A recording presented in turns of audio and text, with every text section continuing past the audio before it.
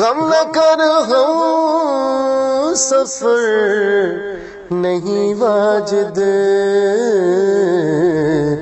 تیرا سایہ تو تیرا ہمدم ہے۔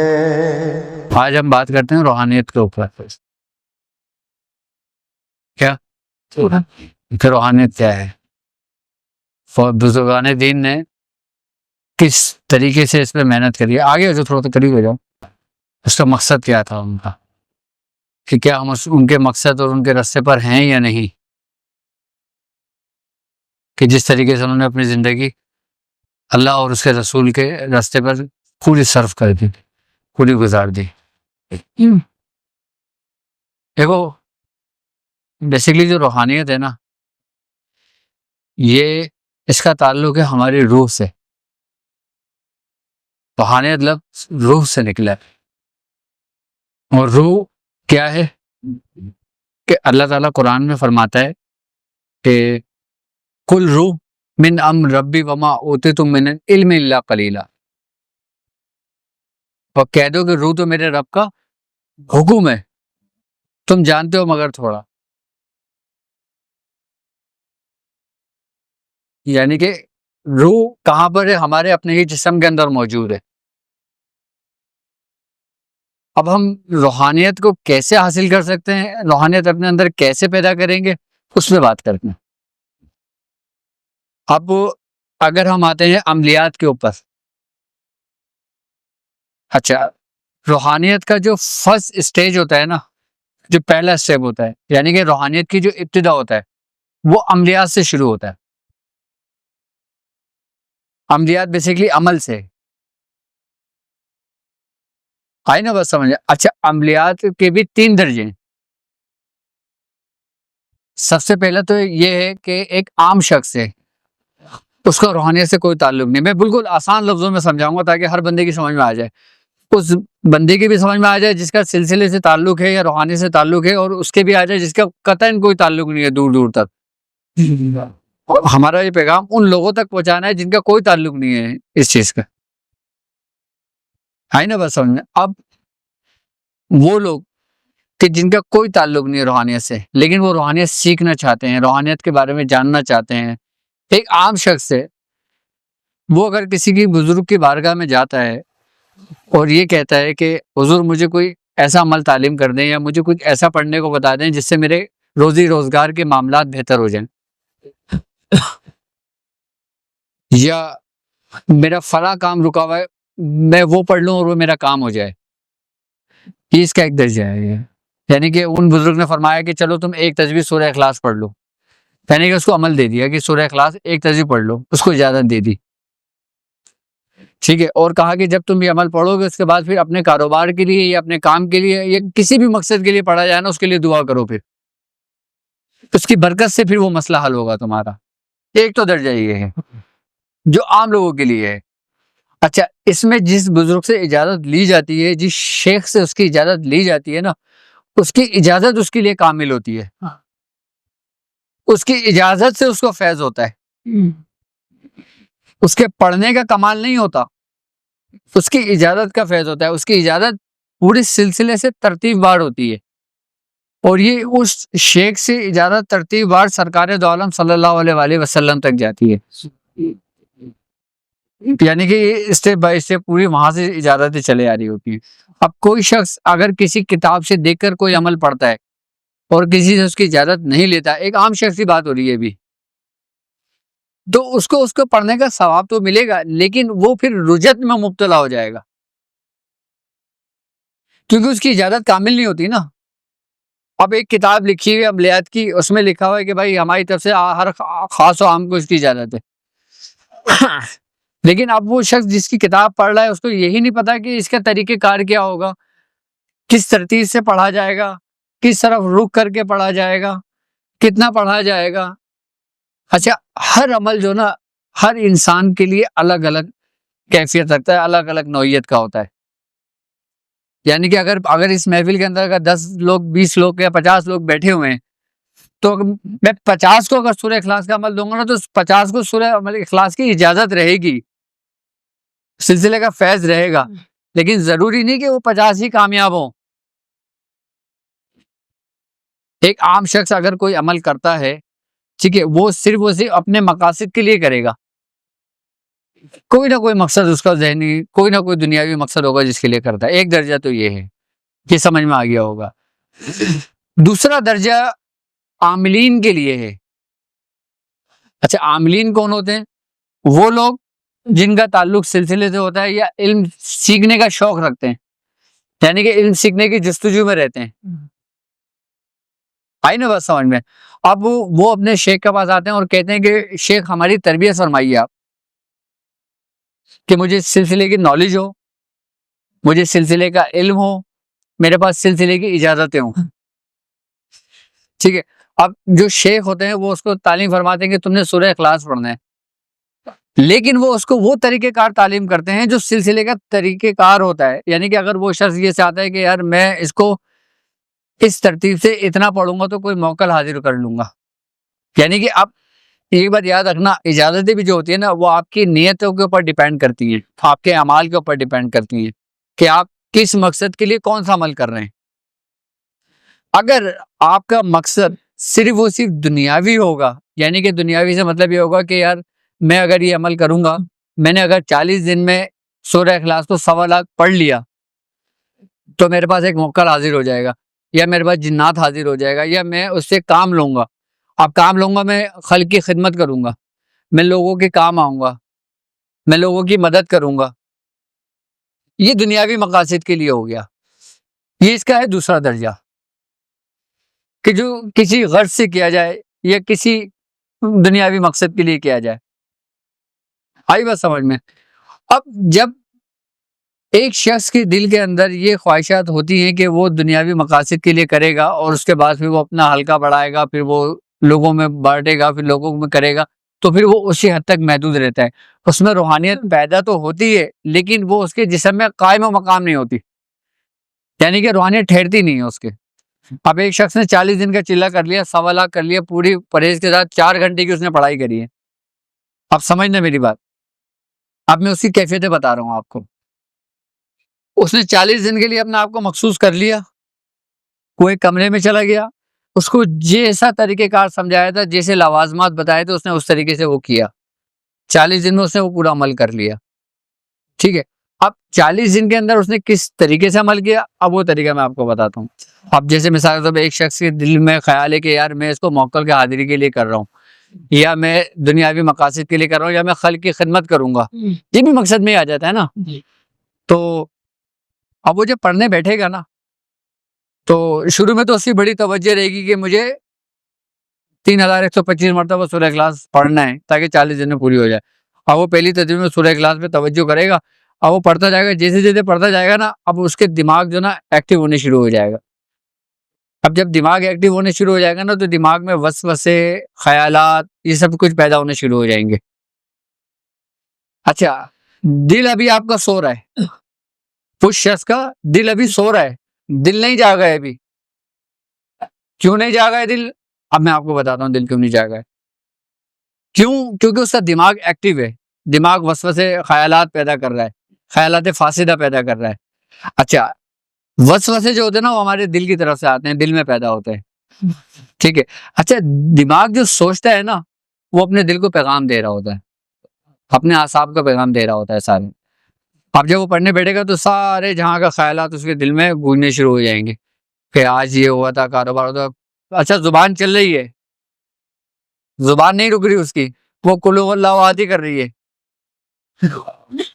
یعنی کہ زبان اس کی مستقل چل رہی ہے. اور دل اور دماغ ابھی دونوں میچ نہیں ہوئے، یہ دونوں الگ الگ سمتیں، زبان الگ سمتیں.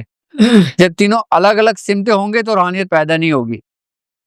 آپ نے ان تینوں کو جب ایک ہی سم میں لے کر آؤ گے نا، سب کو اکٹھا کرو گے تو روحانیت اکٹھا ہوگی آپ کے اندر. آئی نا بات سمجھ میں؟ یعنی کہ آپ کا دماغ الگ سم جا رہا ہے، آپ کا دل الگ سم جا رہا ہے، اور زبان الگ سم جا رہی ہے. لیکن آپ جو اللہ کا کلام پڑھ رہے ہو نا اس کا آپ کو ثواب مل رہا ہے، آپ کو اس کا ثواب مل رہا ہے. ٹھیک ہے. اور اس سے روحانیت بھی پیدا ہو رہی ہے. یہ نہیں کہ روحانیت پیدا نہیں ہو رہی، اس سے روحانیت بھی پیدا ہو رہی ہے. کیوں؟ ایک تو تمہارے شیخ کی اس کو اجازت ہے، اور دوسری بات یہ کہ تم اس کی تکرار کر رہے ہو. اور جب کسی چیز کی تکرار کی جاتی ہے نا تو ایک حرارت پیدا ہوتی ہے جسم کے اندر، ایک حدت پیدا ہوتی ہے. کسی بھی چیز کو اگر ہم رگڑیں تو اس سے کیا ہوگا؟ وہ چیز گرم ہو جائے گی، اس کے بعد اس میں چنگاری سی نکلتی ہے اور وہ چنگاری آگ پکڑتی ہے.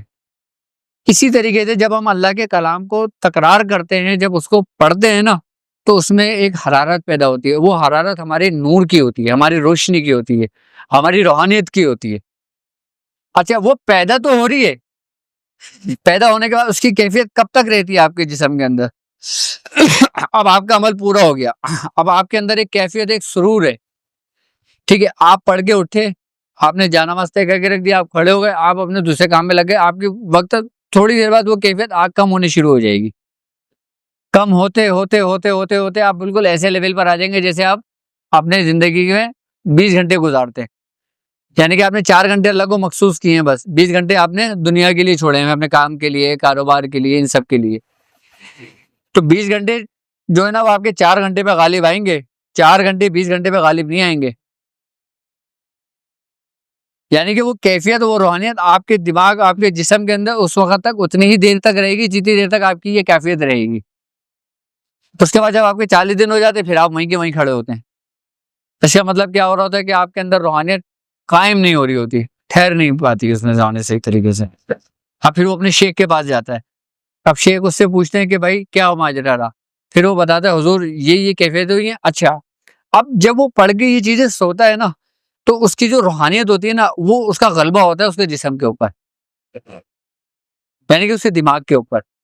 اچھا یہ کیفیت پتہ ہے کس وقت ہوتی ہے؟ اس وقت ہوتی ہے کہ جب انسان سو جاتا ہے، جاگتی حالت میں نہیں ہوتی. کیونکہ جاگتی حالت میں تمہاری روح بیدار نہیں ہوتی. روح تمہاری بیدار کس وقت ہوتی ہے؟ جب تم سو جاتے ہو. جب روح کا غلبہ ہوتا ہے نا پھر روح اس آواز کو سنتی ہے جو تمہاری زبان تکرار کر رہی تھی. تمہاری زبان کس کی تکرار کر رہی تھی؟ سورہ اخلاص کی.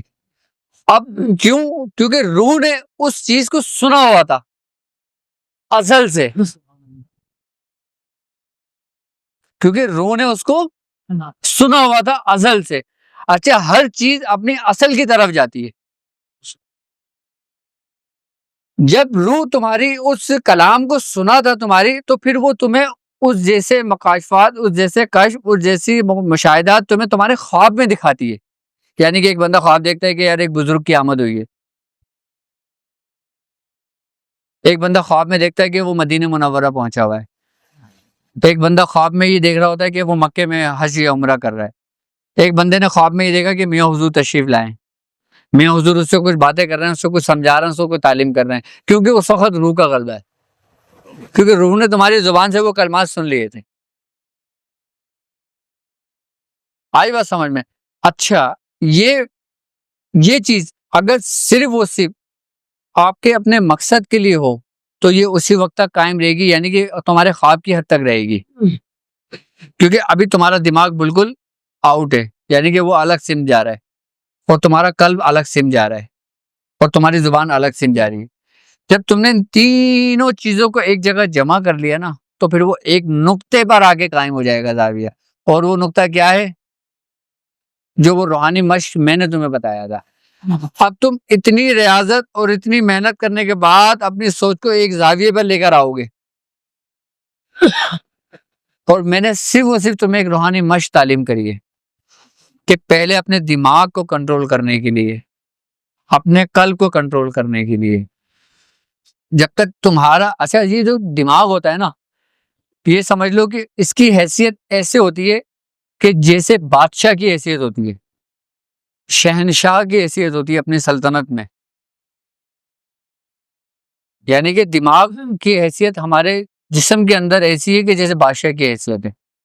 اس کی اہمیت اتنی ہوتی ہے، یعنی کہ وہ سارے خیالات، سارے تصورات وہ اپنے اندر پیدا کرتا ہے.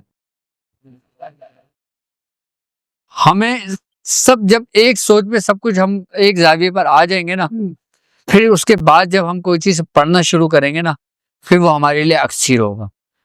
پھر ہم جو کچھ پڑھیں گے نا وہ ہمارے لیے اس میں اعظم ہوگا. یہ تو دوسرا درجہ تھا. جو عاملین کے لیے تھا. آئی نا بات سمجھ میں؟ اچھا اب شیخ اپنے مریدوں کی کیسے تربیت کرتا ہے؟ اب وہ شیخ تو نہیں چھوڑے گا نا اپنے مریدوں کو اس حالت میں.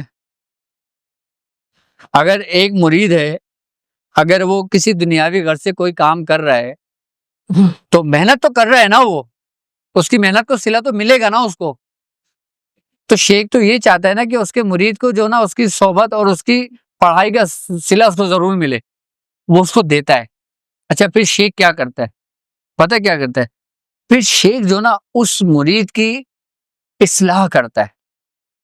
اصلاح کیسے کرے گا؟ اس کے اوپر توجہ اصلاحی کرتا ہے.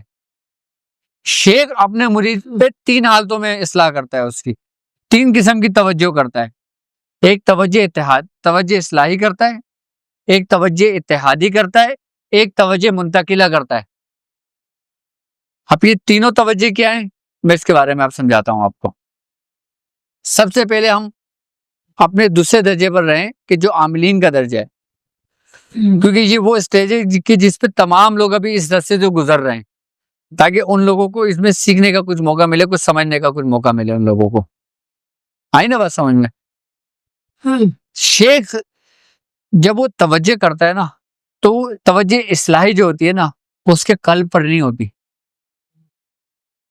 کیا؟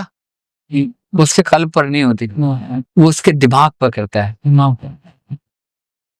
کیونکہ جب سارے جو خیالات، جو وسوسے، جو غلاظت کا جو انبار ہوتا ہے نا، وہ ہمارے دماغ اس کو منتشر کرتا ہے.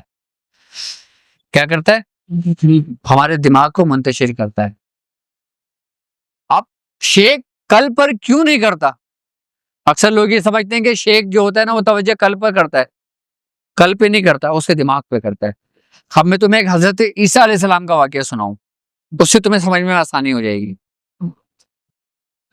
حضرت عیسیٰ علیہ السلام کو اللہ رب العزت نے ایک اسم اعظم تعلیم فرمایا، اور فرمایا کہ اے عیسیٰ کہ یہ اسم اعظم تمہیں معجزاتی طور پہ تمہیں عطا کیا گیا ہے، کہ یہ تمہارے لیے معجزہ ہے، یہ کہ تم جس مردے پہ پڑھو گے وہ زندہ ہو جائے گا، تم جس نابینا کے اوپر دم کرو گے وہ دیکھنے لگے گا، وہ بینا ہو جائے گا، جس کوڑ کے مرض پہ تم دم کرو گے وہ صحیح ہو جائے گا. حضرت عیسیٰ علیہ السلام آپ یہ کرتے تھے اور ہو جایا کرتے تھے. ایک دفعہ ایک جاہل آدمی آ گیا آپ کے سامنے، اس نے کہا حضرت عیسیٰ سے کہ حضرت عیسیٰ آپ اللہ کے نبی ہیں، آپ مجھ پہ بھی توجہ کریں. آپ نے اسم اعظم پڑھا، اس پہ توجہ کری، اس پہ دل پہ، اس پہ کوئی اثر نہیں ہوا. کیا؟ کوئی اثر نہیں ہوا اس پہ. پھر آپ نے پڑھا، پھر آپ نے پڑھ کے دم کرا اس پہ، پھر اثر نہیں ہوا کوئی. جب آپ نے تیسری دفعہ پڑھا نا، آپ نے چیخ ماری اور آپ وہاں سے ہٹ گئے. آپ نے فرمایا اے رب العزت یہ کیا ماجرا ہے کہ یہ اسم اعظم میں نے مردے کے قلب پر کری، مردے کو کری تو مردہ زندہ ہو گیا، ایک ایسے شخص پر کری جو زندہ ہے لیکن اس سے اس کا کسی کو کوئی اثر نہیں ہوا.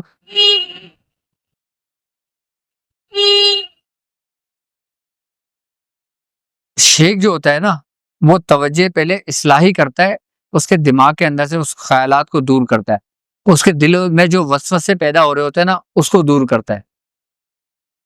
جب اس چیز کی اصلاح وہ کرتا ہے باطنی طریقے سے، یعنی کہ اپنی روحانی پاورز، روحانی قوت سے. آئی بات سمجھ میں؟ اس کے بعد جب مرید وہ اپنی شیخ کی صحبت اختیار کرتا ہے نا تو پھر وہ اس کی اصلاح کرتا ہے ظاہری طور پر، یعنی کہ اس کو دین کی بات بتاتا ہے، اس کو روحانیت کے بارے میں سمجھاتا ہے، اس کی اصلاح کرتا ہے، تو آہستہ آہستہ اس کا دماغ اس طرف سے ہٹنے لگتا ہے. اچھا تیسرا درجہ اس کا یہ ہوتا ہے کہ آپ نے صرف اور صرف اللہ رب العزت کے لیے پڑھا اور اس کی معرفت الہی کے لیے پڑھ گیا، یعنی کہ اس میں آپ کا دنیاوی کوئی غرض نہیں ہے، کوئی لالچ نہیں ہے آپ کا، یعنی کہ آپ نے قرب الہی کے لیے پڑھا. وہ ہے اصل، یعنی کہ روحانیت کی ابتدا ہوئی عملیات سے.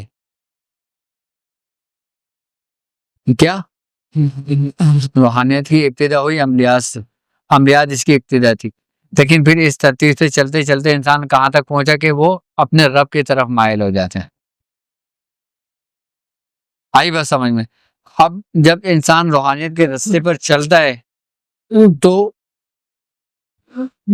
وہ اس وقت تک کامیاب نہیں ہو سکتا کہ جب تک کہ وہ اپنا ہاتھ، اپنا قلب، اپنا دماغ، اپنا وجود سب کچھ اپنے شیخ کی بارگاہ میں پیش نہیں کر دیتا. وہ اس وقت تک کامیاب نہیں ہو سکتا. کیوں؟ کیونکہ اللہ رب العزت قرآن میں فرماتا ہے کہ اے نبی، جو لوگ تمہارے ہاتھ پہ بیعت کرتے ہیں وہ تمہارے نہیں، وہ اللہ ہی کے ہاتھ پہ بیعت کرتے ہیں. یعنی کہ ہمارے میاں فرماتے ہیں کہ جو شخص اپنے شیخ کے ہاتھ میں ہاتھ دے نا تو پھر وہ اپنے آپ کو ایسا سمجھے کہ جیسے مردہ ہوتا ہے. کیا؟ جیسے وہ مردہ ہے. اب مردہ اگر لیٹا ہوا ہے، اگر اس کو غسل دیا جا رہا ہے تو مردہ یہ تو نہیں کہے گا نا کہ بھائی میرے جگہ پانی نہیں گیا، اس جگہ پانی نہیں گیا، اس جگہ نہیں گیا. وہ تو غسال کے ہاتھ میں وہ اس کو جس طریقے سے وہ غسل دیتا ہے. شیخ پھر اس طریقے سے اگر مرید اگر اس طریقے سے اپنے آپ کو اپنے شیخ کے حوالے کرتا ہے نا تو سمجھ لو کہ وہ کامیابی کی طرف جانا شروع ہو گیا. یعنی کہ اس نے اپنی خواہشات کو ترک کر دیا، اپنے معاملات کو ترک کر دیا، اپنے آپ کو بالکل ختم کر دیا. جب مرید ایسا کرتا ہے نا تو وہ سمجھ لو کہ پھر وہ اعلیٰ مقام پر فائز ہوتا ہے. لیکن اگر کوئی شخص ایسا نہیں کرتا، وہ اپنی ہی منمانی کرتا ہے، یعنی کہ بیعت ہونے کے بعد پھر اس کے اچھا ایک بات بڑی مزے کی بات ہے، اس رستے میں شیطان آپ کے ساتھ قدم بقدم شانہ بشانہ کھڑا ہوا ہے. وہ آپ کو آپ کے طریقے سے ہی گمراہ کرے گا. وہ آپ کو آپ کے طریقے سے گمراہ نہیں کرے گا. جب کسی کامل شیخ کی کسی مرید پہ توجہ ہوتی ہے نا تو شیطان کا سارا دار و مدار، سارا فوکس ہونا اسی مرید کے اوپر آ جاتی ہے کہ مجھے اس کو کیسے اس رستے سے ہٹانا ہے. اب وہ کیسے تمہیں گمراہ کرے گا؟ وہ تمہیں کبھی بھی نہیں بولے گا کہ یار تو یہ سورہ اخلاص کی تسبیح نہیں پڑھ. کیا؟ وہ تجھے کبھی بھی منع نہیں کرے گا، بلکہ تیرے اندر ایسے ہی فساد پیدا کر دے گا، ایسے ہی وسوسے پیدا کر دے گا کہ یار تو اس کو اتنا پڑھ رہا ہے نا، تو ایک کام کر، اس کو اس طریقے سے اتنا پڑھے گا نا تو اس کے ساتھ تیرے ساتھ ہو سکتا ہے یہ ہو. اب شیخ کا حکم تھا کہ آپ نے اس ترتیب سے پڑھنا ہے. اب اس شیخ کی ترتیب کے حکم کے اندر وہ یہ خود تم سے کروا رہا ہوتا ہے کیونکہ تمہارے اندر ہی شیطان موجود ہے. کون ہے وہ تمہارا نفس ہے. اب بزرگان دین جب اپنے مریدوں کو چلہ کشی کرایا کرتے تھے، جب ریاضت کرایا کرتے تھے تو وہ ان کو ایک دم نہیں بٹھا دیا کرتے تھے، پہلے ان کے اندر سے آنا ختم کرتے تھے. اب حضرت نظام الدین اولیاء محبوب الہی، آپ جب حضرت بابا فرید مسعود گنج شکر کی صحبت میں گئے، اس وقت آپ ایسے عالم دین تھے، ان سید علماء کرام میں آپ کا نام آیا کرتا تھا کہ ہندوستان میں ان کا ایک بڑا مقام تھا. آپ بہت بڑے عالم بھی گزرے ہیں آپ، حضرت نظام الدین اولیاء محبوب الہی. یعنی کہ آپ کا وہ مقام تھا کہ آپ نے اپنے ایک دوست سے، اپنے ہی دوست سے، یعنی کہ ان سے ایک کتاب لی اور کہا کہ حضور مجھے کتاب دے دیں تاکہ یہ میں کتاب کچھ دن پڑھ کے میں آپ کو دے دوں گا. تو اس شخص نے حضرت نظام الدین اولیاء محبوب الہی کو کتاب دی. آپ نے وہ کتاب پوری پڑھی اور کتاب پوری پڑھنے کے بعد اس شخص کو دے دی اور کہا کہ یہ پوری جو کتاب ہے نا یہ میں نے حفظ کر لی. آپ کا حافظے کا یہ کمال تھا حضرت نظام الدین اولیاء محبوب الہی کا. آئی نا بات سمجھ میں؟ اب جب آپ بابا فرید مسعود گنج شکر کے بارگاہ میں حاضر ہوئے، جب آپ نے ان کی صحبت اختیار کری تو بابا فرید نے ڈائریکٹلی ان کو تربیت نہیں کری تھی،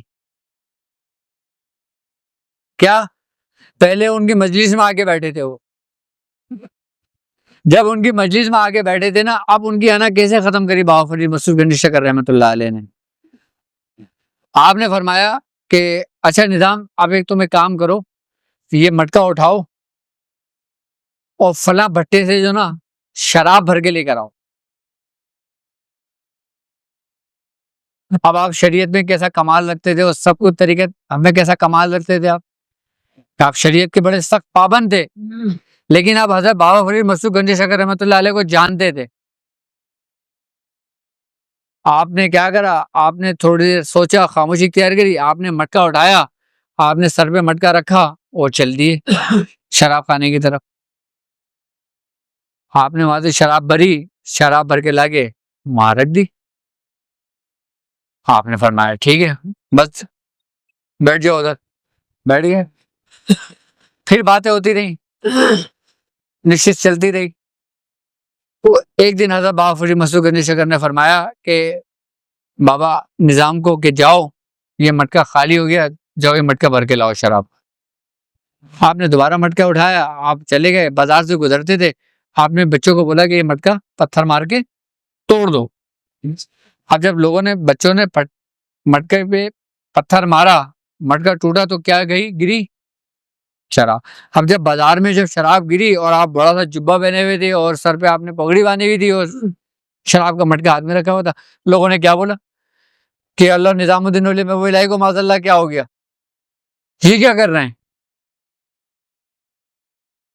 بڑی ملامت کری لوگوں نے، ان کو بڑا برا بلا کہا، لیکن آپ نے خاموشی اختیار کری۔ کیوں؟ کیونکہ اس وقت آپ کی نفس کی تربیت ہو رہی تھی۔ جب آپ آئے تو آپ بڑے افسردہ تھے، جب بڑے افسردہ تھے نا تو بابا فرید مسعود گنج شکر نے آپ کو دیکھا اور آپ سے فرمایا کہ کیا ہوا نظام، ابھی تک تم نے علم کا بھوت نہیں اتارا اپنے سر سے، ابھی تک تم نے اپنے اندر سے آنا اور تکبر ختم نہیں کری، تو تم آگے کیسے چلو گے؟ آپ نے اسی وقت پگڑی اتاری، اپنے سر پہ رکھ دی ان کے قدم میں کہ حضور یہ غلام آپ کا ہے، اب آپ جیسے چاہیں سوچ کر۔ تو بزرگوں نے تو ایسے بھی تربیتیں کری، کیسے تربیت کری تھی؟ یعنی کہ پہلے ان کے اندر سے آنا ختم کری، تکبر ختم کرا۔ اچھا بڑے بزرگ فرماتے ہیں کہ علم حجاب الاکبر، کہ علم جو ہوتا ہے نا یہ تمہارے آگے ایک حجاب ہے بہت بڑا، یعنی کہ تمہیں دلیلوں میں ڈال دیتا ہے یہ۔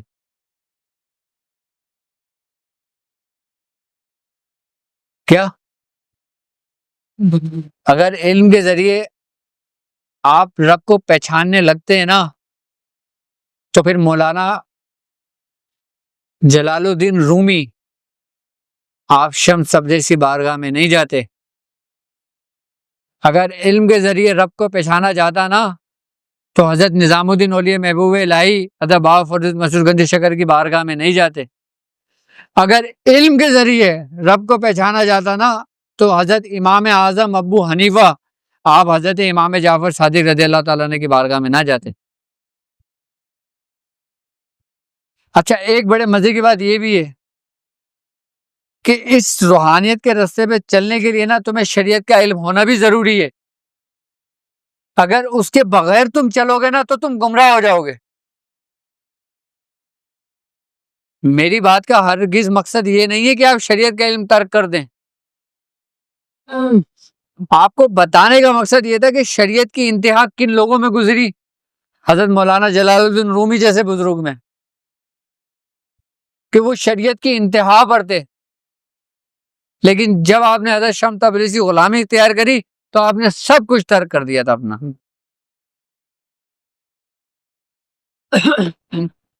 لیکن اس طریقت کے راستے پہ چلنے کے لیے،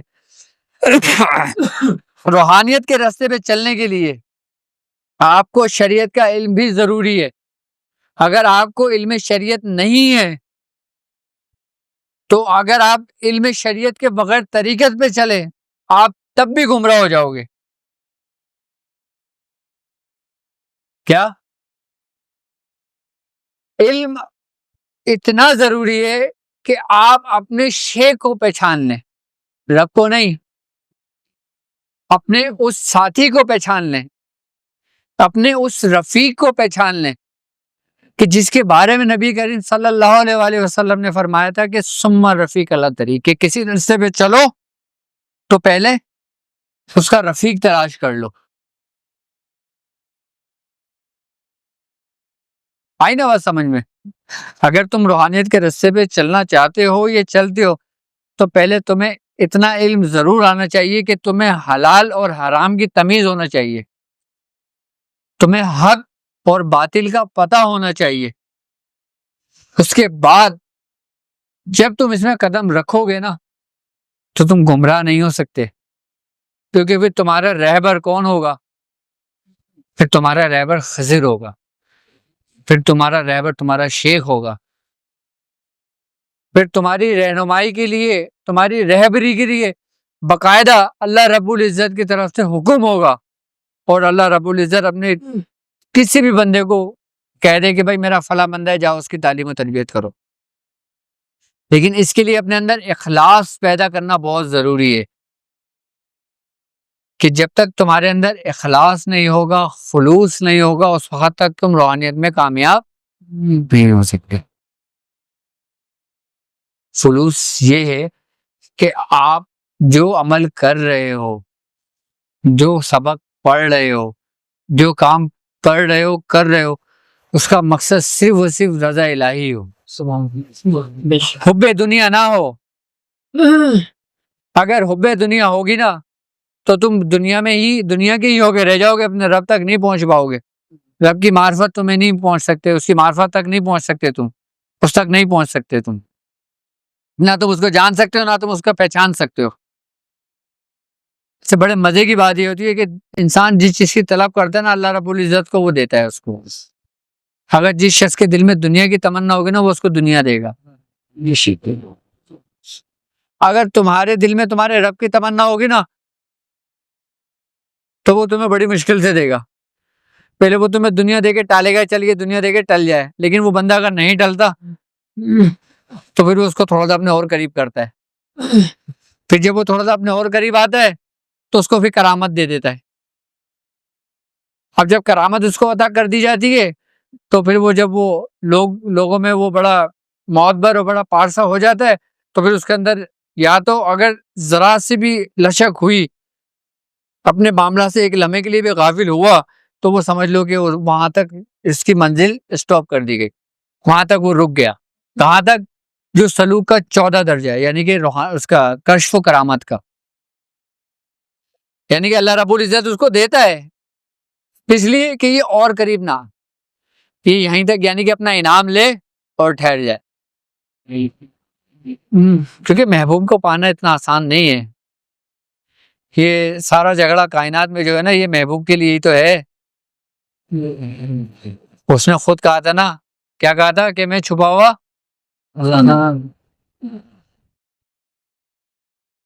کہ میں کہ میں پہچانا جاؤں، میں جانا جاؤں۔ محبوب جو ہوتا ہے نا، یہ سمجھ لو کہ ایک رازوں میں سے ایک راز ہے۔ جب بندہ کوئی اپنے محبوب کے قریب ہو رہا ہوتا ہے نا تو وہ کوشش کرتا ہے کہ یار یہ میرے راز سے آشنا نہ ہو جائے، کیونکہ جو شخص جس کے قریب ہوتا ہے نا وہ اس کے راز جاننے لگتا ہے۔ اب جب تم اللہ رب العزت کے قریب ہو رہے ہوگے نا تو وہ تمہیں دنیا بھی دے گا، دولت بھی دے گا، شہرت بھی دے گا، عزت بھی دے گا، کیونکہ تم صرف اللہ کے لیے کر رہے ہو، اس کی رضا کے لیے کر رہے ہو، وہ تمہیں سب کچھ عطا کرے گا۔ اچھا، جب تمہاری نظر میں ان چیزوں کی کوئی اہمیت نہیں ہوگی نا، جیسے بزرگان دین کا معمول رہا ہے کہ آپ پوری کائنات اپنے مسلح کے نیچے سمیٹ کے بیٹھے ہوتے تھے، آپ کو دنیا کی محبت نہیں تھی، تو دنیا دار آتا تھا، آپ کو حالت دیکھتا تو ایسا ہوتا تھا کہ جیسے آپ نے 3 دن سے کچھ کھایا نہیں ہے، اور آپ کے ظاہری طور پہ حالات یہ ہوا کرتے تھے کہ آپ اگر کسی مٹی میں دم کر کے اس کو دے دیتے تھے وہ سونا بن جایا کرتا تھا، کیونکہ وہ اپنے محبوب کے راز سے آشنا ہو گیا تھا۔ جو بندہ اپنے محبوب کے راز سے آشنا ہو جاتا ہے نا تو پھر اس کے لیے پھر کوئی قید نہیں رہتی، مکان یا لا مکان کی۔ یا کسی بھی حدود کی، پھر وہ لامحدود ہو جاتا ہے. اب جب وہ کشف و کرامت کے زمرے میں آتا ہے، جب وہ اس منزل میں داخل ہوتا ہے نا، اچھا یہ وہ واحد منزل ہے کہ جہاں سے تمہیں شیخ نکالتا ہے. تم خود نہیں نکل سکتے، یہ ذہن میں رکھنا. اس منزل سے انسان خود نہیں نکل سکتا، یہ اس کا شیخ اپنی توجہ اتحادی سے نکالتا ہے اس کو.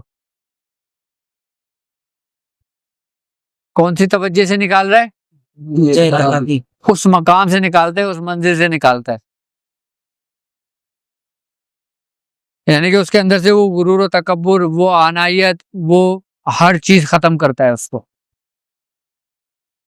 وہ پھر اپنی روحانیت سے کرتا ہے یہ کام. اب جو مرید اس منزل سے نکل جاتا ہے نا، پھر وہ آگے کی منزلیں طے کرتا ہے. اکثر و بیشتر لوگ اسی منزل پہ آگے ٹھہر جاتے ہیں. یعنی کہ وہ سمجھتے ہیں کہ اب ہمارا مقصد پورا ہو گیا،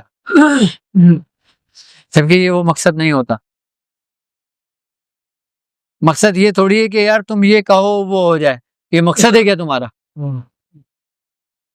اگر میں کہوں مردے کو کہ اٹھ جاؤ، وہ زندہ ہو جاتا ہے، تو میری زندگی کا مقصد یہ ہے.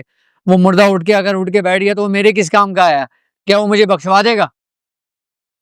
کیا وہ مجھے میرے محبوب سے ملا دے گا؟ نہیں. یہ منزلوں کی سب سے بڑی رکاوٹ ہے کرامت. سب سے بڑی رکاوٹ ہے. اگر اس کرامت کے اندر وہ سالک جو ہوتا ہے وہ رک جاتا ہے، پھنس جاتا ہے. اچھا، اسی منزل کے آگے جو نا مرید کے اوپر حالت قبض طاری ہو جاتی ہے. یعنی کہ وہ ایک قبض کے حصار کے اندر آ جاتا ہے. یعنی کہ پھر وہ جو دیکھ رہا ہوتا ہے نا، اس کو یہ لگ رہا ہوتا ہے کہ یہ میں حق دیکھ رہا ہوں. یعنی کہ مجھے جو دکھایا جا رہا ہوتا ہے یہ حق ہوتا ہے.